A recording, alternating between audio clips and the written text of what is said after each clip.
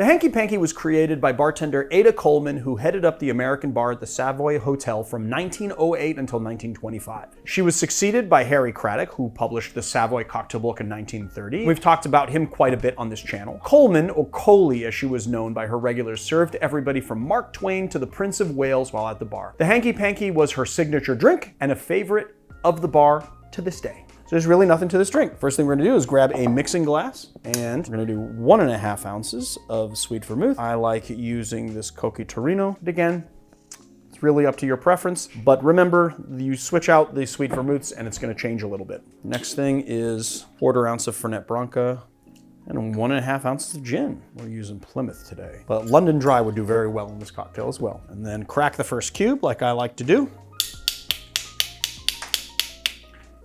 Don't be afraid to add a bunch of ice here. And stir it for about 40 seconds. The more you stir a cocktail, the more you're gonna get a feel for the stir, and you won't really have to time yourself. And you can take a look at just like what the volume is looking like, and then also what, you know, the frosting on the outside of the glass, and you just get a feel for it. Now let's strain to a nice cocktail glass and give it an orange twist. Cut this into one of Marius's favorite shapes. It's like begging to be a parallelogram already. And then, like, you know, do one of these bad boys like that. Do yourself a favor and give this one a mix. The Hanky Panky. Cheers.